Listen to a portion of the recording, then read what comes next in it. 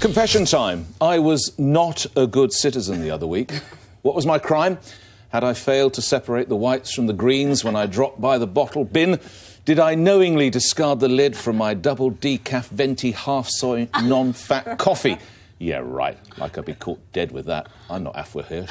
No, my sin was to pay my window cleaner in cash. This, according to a report that took 9 months to compile, means I'm a bad citizen and I'm aiding tax avoidance. What utter tripe.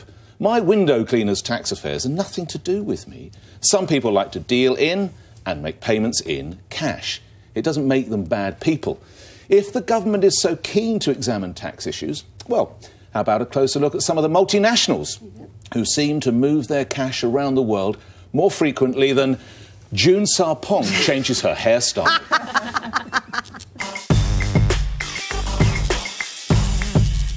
I'm returning the favour. I'm totally on the same page as Nick. I think that, I think it's the grey economy. Well, you're going to stick up for my coffee choice. Yeah. No, you're a smoothie girl. And your green bin changing as well.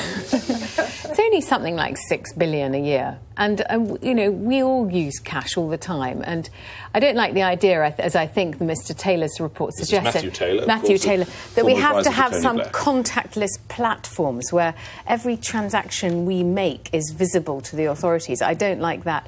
I had to live for a week once without cash, which I've been longing to tell people about, without using any cash. Why? And during the week, I had to go to Paris, I had to go and see a rugby match in Twickenham, I had to have a dinner party. God, that sounds so poor. Yeah. And I had to do wait, this is my week. I had to go to Twickenham, I had to go to Paris, and I had to have a dinner party. It was a very quiet week.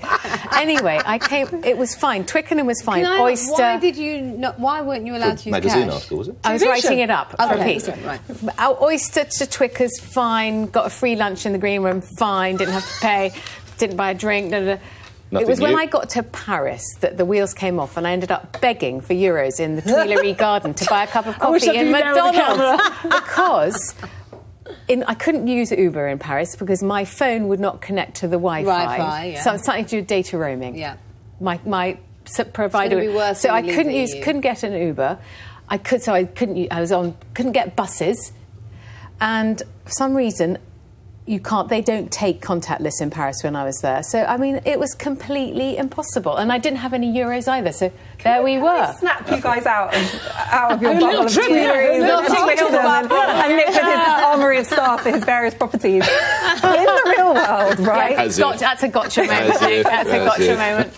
The reason that cash is a problem is not so that we can buy our lattes with contactless debit cards, but because the majority of cash transactions are now probably in the criminal underworld.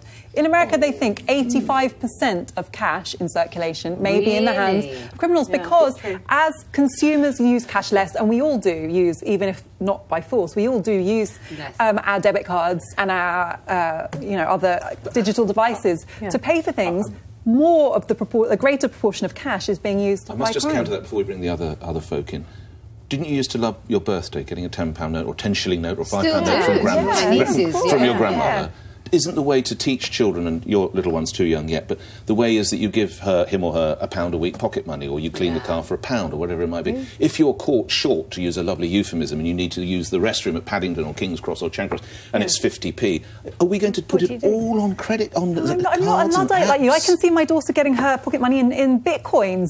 That's fine with me. What's she dealing in? My grandpa used to give me... about underworld. My grandpa used to give me, and he was, in his 80s by then, this was in the 90s, he used to give me those gift voucher cards. It was completely cashless.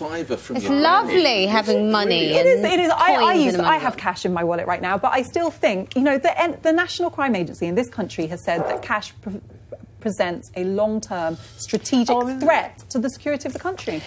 I just think what was a bit sinister about this report was that he's picking on people, window cleaners and gardeners and all the rest of it, people who probably don't earn enough money to pay tax anyway, most of them. And even if they do, we touched on it there, when they say the multinationals getting away with it without paying tax, when they see celebrities citing some tax scheme in Ireland to get away with paying tax, if they say, I'm not going to, I don't actually blame them. And I don't believe that 6 billion figure either. It sounds too much to me, that. But the bottom line is, wages are growing the fastest now among the low paid.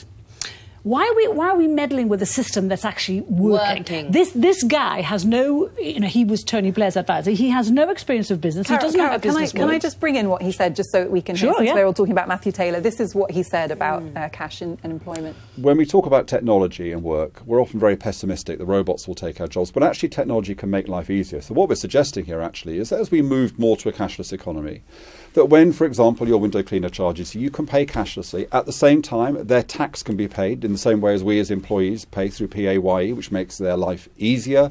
And if as a byproduct of that system, it also means that we crack down on the fact that we're losing about £6.2 billion a year through the informal economy, well, that's a benefit as well. Thank you. I mean, it's not.